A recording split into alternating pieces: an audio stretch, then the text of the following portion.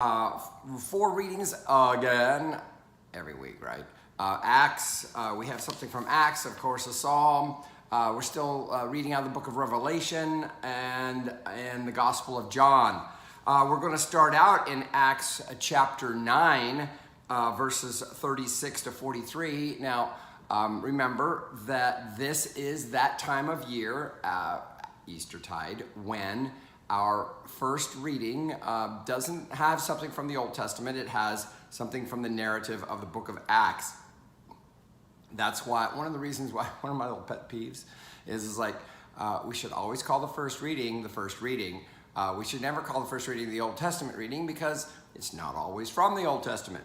But in the wake of the Easter Day event, the first reading focuses on what were the actions of the earliest church in response to the Easter event, the resurrection, right? And we have seen how it is turning its face, I'm talking about the church, its face is like turning outward, okay, which is it's no longer pulling itself in like the religion that they had grown up in, the Jewish religion they had grown up in was all about like being different from everybody else, looking inward, like sucking in. The church was doing just the opposite. It was like, oh, God's plan all along for God's people was for it to look outward, okay, and to be as inclusive as possible. This is what we see in chapter 9, verses 36 to 43. Now, in Joppa, there was a disciple. Okay, Joppa, you got to know this. Joppa was a very important port city. We actually have a picture of me when we went to Israel by a whale, and a whale. I think it was a whale. Anyway, because Joppa is associated with the prophet Jonah. If you read Jonah, you'll see that was the city from which he embarked on his trip to, when he was supposed to go to Tarshish. Or I can't remember exactly, but anyway, it's associated with Jonah. Joppa is. It's just south of Tel Aviv. Tel Aviv is where the airport is in modern day Israel. Tel Aviv is the capital. Well, not the capital, but it's one of the most important cities of Israel. But Joppa is just to the south of it, and it's called Jaffa today, with an F sound and not a P. Now in Joppa, there was a disciple whose name was Tabitha. Now, it's very important that we note that there are disciples already in this major city, okay? So there was already some major evangelistic work going on. If there is a disciple in Joppa, that's like the key to getting out into the world, because that's where the port city was, whose name was Tabitha, which in Greek is Dorcas. So if the Greek is Dorcas, what language is Tabitha? Tabitha is Aramaic, okay? What does it mean? It means gazelle, okay? This is one of those little clues that we see. Bible nerds like me will see this and say like, oh, well, that indicates that such and such about the author and who the author could have been and what the author could have known. Whenever we get a translation like that, it might mean, it could mean that Greek is not his first language, or Aramaic isn't it. I'm not going to go into it anymore. I keep going though. She was devoted to good works and acts of charity, which is to say that if she had been Jewish, she was a good Jew, but she is a disciple at this point. At that time, she became ill and died. When they had washed her, they laid her in a room upstairs. We are familiar with the phrase upper room. That's kind of what this is. That's what we're hearing here. Since Lydda was near Joppa, Lydda was a city just to the east, about 6 miles or so, something like that. Since Lydda was near Joppa, the disciples who heard that Peter was there in Lydda sent 2 men to him with the request, "Please come to us without delay." So Peter got up and went with them. And when he arrived, they took him to the room upstairs. All the widows stood beside him, weeping and showing tunics and other clothing that Dorcas had made while she was with them. So it's obvious that she was a beloved person in the community. The word widows, if we look at other times when we see widows mentioned in the New Testament, it's almost as though it serves as a category of people, like something toward which the mission of the church turned, because the widows they had a rough life, because once the man is gone, your life isn't the best, okay, shall we say? So this is just to indicate the degree to which they missed this person. I think this is one of those wonderful examples of how the detail that we get from the writer is even more testimony that it happened this way, because it's just like you just don't get that kind of detail unless there's something at the basis of it. And said another way, how can you make this stuff up, right? Verse 40, Peter put all of them outside, and then he knelt down and prayed. He turned to the body and said, "Tabitha, get up." This sounds a little bit like, if you recall, Jesus did a healing. We don't know of a girl. We don't know her name. But when he brought her back, he said, "Talitha cum." Talitha and Tabitha are just one letter apart, right? It is very likely that what our writer is doing here is modeling a healing after something that Jesus had done, okay? It was very important to Luke to show that the disciples were continuing doing the same kind of work that Jesus had been doing. Then she opened her eyes, and seeing Peter, she sat up. He gave her his hand and helped her up. Then, calling the saints and the widows, again, the widows, right? And the saints, that's an interesting phrase. Don't have time to go into all of that. He showed her to be alive. This became known throughout Joppa, and many believed in the Lord. This is a common thing of what Luke is trying to do in the book of Acts, is basically show how when the early church just continues on doing the same thing that Jesus had been doing, that's what will get people to come to faith. Meanwhile, he stayed in Joppa for some time with a certain Simon, a tanner. That's kind of a bum. That's the end of our reading. But a tanner was somebody who worked in hides. The hides of animals, ritually unclean.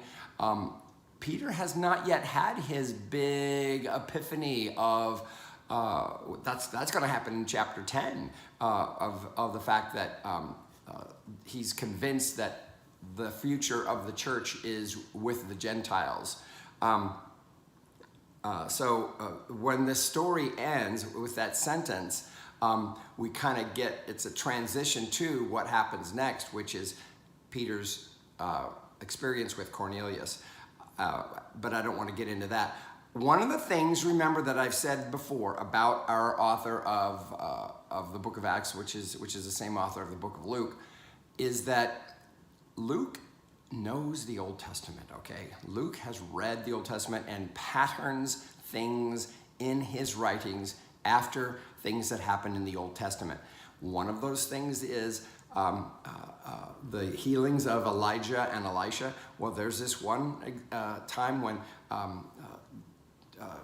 Jesus healed, not Jesus, but the prophet Elijah, or Elisha, I can't remember if it's Elijah or Elisha, brings back to life a widow's son. And there's a lot of phrases in this story here about Tabitha that reflect that story that we see of Elijah or Elisha. I think it was Elijah.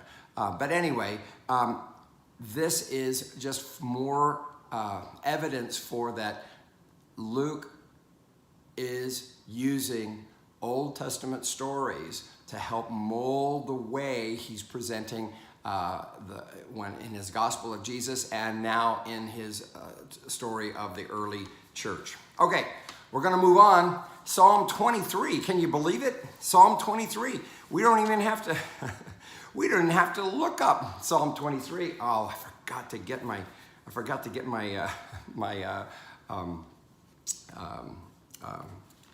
prayer book version of it. So I'm just going to read it from the. No, I think this is the prayer book version. The Lord is my shepherd. I shall not be in want. When I was a kid, I was always a little bit annoyed with that statement. Remember in the King James Version, it said, the Lord is my shepherd, I shall not want. I thought that we were saying that I don't want my Lord as a shepherd. Why would I say, I never understood that. It was like, as a kid, I was so confused. The Lord is my shepherd, I shall not want. Why shouldn't I want my Lord as my shepherd? I didn't get that it meant, basically what it's saying is, because the Lord is my shepherd, I shall not be in a state of wanting. Okay, I didn't realize that's what it was saying. Took me a long time to figure that one out. He makes me lie down in green pastures and leads me beside still waters. Okay, this shepherd imagery is something that's very ancient Near East. Kings were oftentimes thought of as shepherds. The green pastures, the still waters, the word for waters there, still waters. So when you're shepherding, you want to find waters that are not rushing, so that when the sheep are drinking from it, they don't get washed away, right? So it's all about safety and getting what you need and getting it safely, okay? He revives my soul. The word soul basically means life, okay? He revives my life and guides me along right pathways for his name's sake. Notice that the voice at this point is in the third person, talking about God. It changes here in verse 4. Though I walk through the valley of the shadow of death, there's a lot of different ways you can translate shadow of death, the valley of deep darkness. I shall fear no evil, for you are with me. Notice that now the address of the psalmist is to the Lord. For you are with me. Your rod and your staff, they comfort me. Shepherds would carry a rod and a staff. Those things were used to fight off anything that would come to the sheep, that would be trying to get at the sheep. So they were used basically pretty much as weapons, if you will. Didn't have firearms back then, but they carried the rod and the staff were meant to be used by the shepherd to protect the sheep from any predators. Verse 5, you spread a table before me. That's interesting. You spread a table before me. Wait, I thought the Lord was my shepherd. Now the Lord is like the host of a big dinner party, right? You spread a table before me in the presence of those who trouble me. Yeah, now we have a banquet host. This is another image that we've seen, and we do see in other places for God. God as the host of this of a banquet. We are those guests. We even see Jesus. He even tells a parable, does he not, of somebody who throws a dinner party and such. The book of Revelation has a big ends with a big festival, big feast. Let's all eat. This is a common theme of a very idyllic and I'm like, well, what's heaven like? Heaven is like a big festival that you just never ends. That's kind of what we get here. You have anointed my head with oil. This is obvious. This is one of our clues that this is definitely a king who is saying this, right? One of the reasons why it's popularly thought of as written by David. We don't know who wrote any of the Psalms because we don't know if the ascriptions are talking about authorship or dedications or what have you. But this is an indication that, oh, it could have been David, could have been, probably would have been a king, because kings are the ones who get their heads anointed. And my cup is running over. Okay, if you're at a feast, you never want to run out.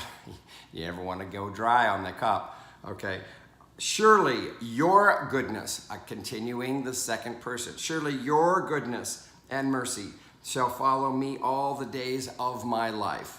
Okay, I meant to look this up. I think that word for mercy is also the same word that we have as chesed, the word that means solidarity. And I will dwell in the house of the Lord forever. Okay, the house of the Lord is a euphemism for the temple, and one of the things that some scholars, exegetes, commentators have pointed out is that, well, maybe it's possible that this was written by somebody who was seeking asylum in the temple, because as long as you were in the temple, you were not, nobody could touch you, if you will. But I don't know if that we need to go there with this one, especially since the fact that it appears to be, if it's not written by a king, it's written by someone as though they were king. Okay, we're going to move on. The Psalm 23, though, has that shepherd theme. Okay, this shepherd theme is the theme of this Sunday. We're going to see it in the next two readings. Didn't see it so much in the Acts reading, though, right? But this is commonly, sometimes people refer to this Sunday, the fourth Sunday of Easter, as Shepherding Sunday. All right. Revelation, the second lesson, not an epistle.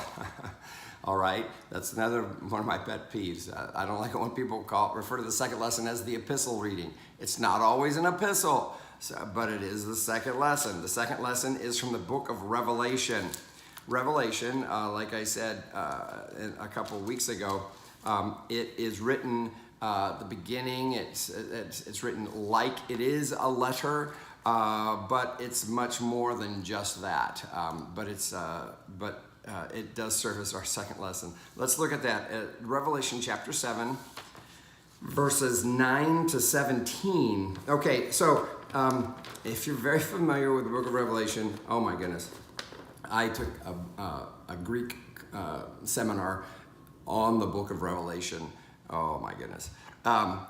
What we have here, okay, there's this scene where there's this gathering around the throne, right? And there's these seven seals, and like, who's going to open the seven seals? Well, the seven seals start to get open. After the first six seals are opened, there's an interlude. That's what we have in chapter 7, before the seventh seal is opened in chapter 8. So what we have in chapter 7 is that interlude between the opening of the seals 6 and 7, okay? I looked, And there was a great multitude that no one could count, from every nation, from all tribes and peoples and languages, standing before the throne and before the Lamb, robed in white, with palm branches in their hands. They cried out in a loud voice, saying, okay, so notice the palm branches. The palm branches are something that was commonly used in that time, that you wave palm branches at the victors, okay? It was used with war heroes and such. This is why we get in the Gospel of John. That's why they're palms on that, what we call Palm Sunday, remember? Remember, John is the only one that mentions palms. But the palms were a symbol of victory. They were a symbol of there was something that you do to like, you know how we have a ticker tape parade, you know, this is kind of what they did back then with the palms, right? So notice it says they're all robed in white. White represents purity. Notice it says that they're standing before the throne and before the Lamb, okay? The Lamb is the one seated on the throne. The Lamb is the one who represents Jesus. Remember, Jesus in the Johannine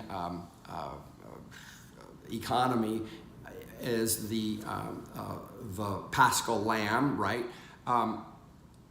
That's why the crucifixion actually happens on the day of the preparation for the Passover.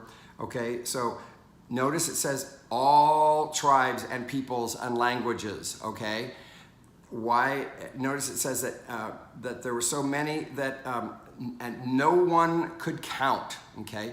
Why is that important? Well, you have to look at the verses previously where you'll see that there was a counting done, okay? There was a counting done of all the tribes of Israel.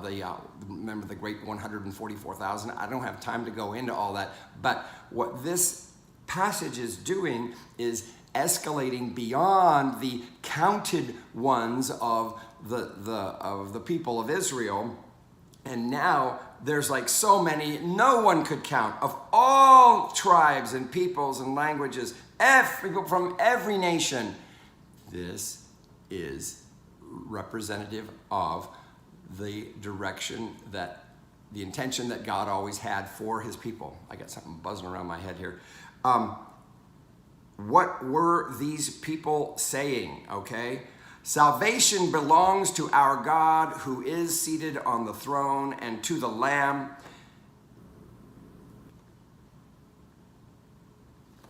Remember how in our Gospels, Jesus, we have him saying stuff like, you know, salvation is from the Jews. It's like, it starts with, generated from. This is consistent with that. Okay, salvation belongs to our God who is seated on the throne and to the Lamb. It's like Jesus is that representation of everything that God ever intended with Israel. Okay, and all the angels stood around the throne and around the elders and the four living creatures. I don't have time to go into the angels and the elders, but the elders were there were 24 of them. Symbolic number of like 12 tribes, 12 disciples, 4 living creatures. The living creatures were the ones that were became associated with the all of creation. Eventually, the 4 living creatures, oh my goodness, can I name them? There was a lion, there was an eagle, there was one like a human being, an ox. I think one of them was an ox, something like an ox or something. Anyway, the 4 living creatures became associated with the 4 evangelists, the 4 gospel writers, Matthew, Mark, Luke, and John. I'm not saying that's what that represents, but I'm just saying they became associated with. Okay, so all of that happened before. And what happened? They fell on their faces before the throne and worshiped God, singing. I hope you get the point here. Not only is it those who are closest to the Lamb and the throne that are worshiping, but everybody is, right? And here we have it. Amen. This is their response to the fact that the nations had just got done recognizing that this is who is on the throne. Amen. Blessing and glory and wisdom and thanksgiving and honor and power and might be to our God forever and ever. Amen. Not a coincidence that that's a sevenfold blessing. There's 7 things there, right? Blessing, glory, wisdom, thanksgiving, honor, power, might. Okay, 7. All right. Then one of the elders addressed me. So the seer, the apocalyptist, occasionally interacts with people in this drama that's going on. And this is one of those times. Then one of the elders, that's one of the 24 that was around the throne, addressed me saying, which is interesting, is like, who are these robed in white and where have they come from? Okay, remember it says that they're the ones robed in white were the ones that had the palm branches in their hands, the ones who were from every nation, all tribes, nations, and languages, right? Those are the people who were robed in white. Who are these robed in white and where have they come from? I said to him, Sir, you are the one that knows. Very interesting. A way of expressing something. Again, I feel like this is one of those things that points to the fact that this was really somebody's experience, okay? Then he said to me, These are they who have come out of the great ordeal. The great ordeal, that word can also be, has been translated tribulation, okay? So they have washed their robes, okay, remember, we were already told they were in white. They have washed their robes and made them white in the blood of the Lamb. The blood of the Lamb is an imagery of violence, of injustice, right? The fact that they've been made white, that they've been made clean, that they've been made pure through an act of injustice, the pouring of the blood, okay? This is all reference to the cross, right? This is one of those paradoxical things that the early church was really big on, promoting, which is that that's why the resurrection is so fantastic, because God has used something that was so violent and so unjust for something so good and so wonderful for everybody, okay? For this reason, they are before the throne of God. I want to mention there the great ordeal. There was the whole situation in life, if you will, of the book of Revelation is during a time of tribulation. There was a lot of persecution going on. We don't know if this was a systematic one, but there was definitely persecution going on. They wanted a word of hope. What the book of Revelation does, first and foremost, is give hope to those who were being persecuted at that time for their belief in and maintaining the faith of the early church of Christ, of God's wisdom. For this reason, they are before the throne of God and worship him day and night within his temple. Yeah, this is our purpose. Our purpose is to give eternal praise to God. And the one who is seated on the throne will shelter them. That expression, will shelter them, means something like spread his tabernacle over them. The tabernacle is another word for the presence of God. Remember the tabernacle that was built in the wilderness wanderings? Well, this word shelter harkens back to that word. They will hunger no more, and thirst no more. Again, doesn't this remind you of that thing that we just got done reading about? The Lord is my shepherd. One of the things that the shepherd does is make sure that the sheep have water and food, right? And one of the visions that we have in the book of Revelation, and we see it later on, is the picture of the big eternal feast, okay? And anytime hunger and thirst are gone, guess what? We can get on to our higher needs, right? I mean, remember Maslow's hierarchy of needs? Yeah, when the safety and the idea of what are we going to eat gets out of the way, we actually arise to a higher level of purpose, right? This is a description of what's available to the believer. They will hunger no more and thirst no more. The sun will not strike them, nor any scorching heat. Yeah, when you live in a world without air conditioning, when I went to Death Valley, I remember the temperatures were getting a little warm. Shade, very valuable. Even in the shade, it was very warm. But if you can't get to the shade, guess what? You can't. It's untenable, unsustainable. For the Lamb at the center of the throne will be their shepherd. Is that not a paradox? The Lamb being the shepherd. Think about it. The shepherd is the person who's supposed to be taking care of the lambs. And now the Lamb is the shepherd. Paradoxical. This is the nature of Christianity. A paradoxical relationship between what we expect to see and what reality is and truth. And he will guide them to springs of the water of life, just like the shepherd did in the psalm, right? And God will wipe away every tear from their eyes. This is a phrase that we have in Isaiah as well. It's not the only time we see that phrase here in the book of Revelation, but the idea that there's no more crying. There's no crying. Well, you remember that from A League of Their Own? There's no crying in baseball. Well, there's no crying in heaven. Yeah, how about that, folks? This, as you can see how this reading, it continues that shepherd theme, but this brings it to an eternal level of the eternal shepherd and what have you. We're going to finish up now. We're going to go to our gospel reading, which is John chapter 10. John chapter 10, verses 22 to 30.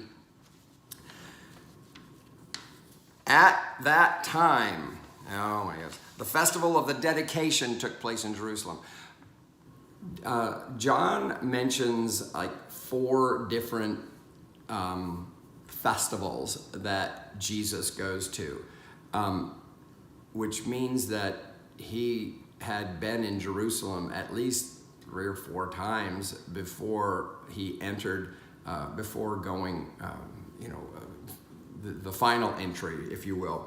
The Feast of the Dedication, the Festival of the Dedication, is something that was started in like 164 BCE, something like that.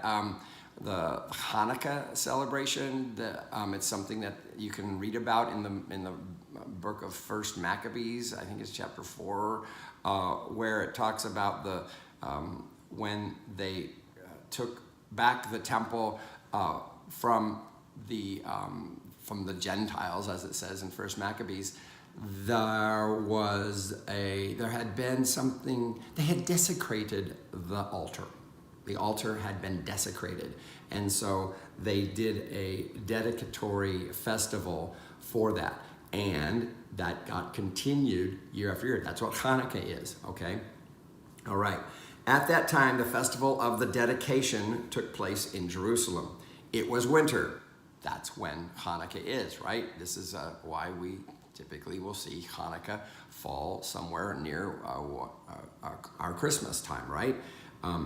Winter in December. It was winter, and Jesus was walking in the temple in the portico of Solomon.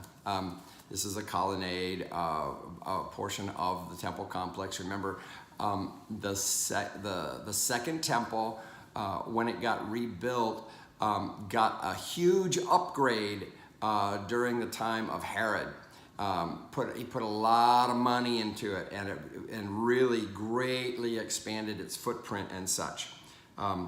Jesus was walking in the temple in the portico of Solomon. So the Jews gathered around him and said to him. Now, in the book of John, John refers to the Jews a lot. It's not intended to be something it's not an anti-Semitic type of thing. The Jews just simply, remember, Jesus was a Jew, okay? The Jews, his use of that expression is not intended to be anti-Semitic, but the Jews are that, what do you call it, a sounding board, or they voice an opinion which is always something that Jesus is trying to make a point to, okay? So the Jews gathered around him and said to him, "How long will you keep us in suspense? If you are the Messiah," the word Messiah is actually in Greek, it's Christos, so this could be translated. If you are the Christ, the Messiah, it means the anointed one, right? The one that they believed was to come. "Tell us plainly." Now, nobody who would be the Messiah would ever say that he was the Messiah, okay? So the fact that they're saying, "Hey, if that's who you are, just tell us," and then what they're not saying, though, is that, because if you do say that, that's how we know you're not, because the real Messiah wouldn't say that, okay? Yeah. Jesus answered, "I have told you, and you do not believe. The works that I do in my Father's name testify to me. But you do not believe because you do not belong to my sheep." It's like, if you were in my flock, if you actually chose to be with what God was doing, you would already know the answer to your question, okay? "My sheep hear my voice. I know them, and they follow me. I give them eternal life, and they will never perish." Remember, in the Gospel of John, Jesus is the eternal Word, right? The eternal Word that has come from the Father and is going to be returned to the Father. We don't have we don't have a birth story in John. We don't need it, because of the fact that he's already the eternal Word that has been made flesh. John doesn't give us a story about how he became flesh. He just says that he did, and that he dwelt among us, okay? "I give them eternal life, and they will never perish. No one will snatch them out of my hand." Again, remember, this is the shepherding Sunday, right? The shepherd is the one who is charged with making sure that all the sheep are safe. That's why the shepherd carries a rod and a staff, right? Okay, well, if we were to read the whole chapter 10, that which comes before verses 22 to 30, we would see the Jesus discourse about, about being the true shepherd and such, but we don't get that here. But that's what this discourse is a part of. "No one will snatch them out of my hand. What my Father has given me is greater than all else, and no one can snatch it out of the Father's hand. The Father and I are one." That's a big deal. So notice he refuses to use the politically charged word of Messiah or Christ, because there were expectations associated with it. Jesus, in the book of John, frequently what he does is he goes beyond where they are. He like blows their mind. They're looking for an answer so they can check a box in their little brain, kind of a thing. But what he does then is say something that question which you ask me, the answer is so much bigger than the question that you ask. Okay, so this is another thing of the shepherding theme that we get for this Sunday. So these are our texts for the fourth Sunday of Easter. as we can see, the direction that everything is going in our Eastertide text is toward like, what does the resurrection end up meaning for us, okay? And that's what we got with Acts, the idea that, we carry on the work of what God did in Jesus. We act with that authority. Our God is our shepherd. Where we are going in terms of, like, if you think about eternal here ever after, it's praising the Lord. It's the never-ending alleluias in heaven. And here in the book of John, we have Jesus making the declaration, I and the Father are one. It's as though Jesus is saying, you do the math, but here are the figures. That is all for this week, folks. Blessings on your Eastertide.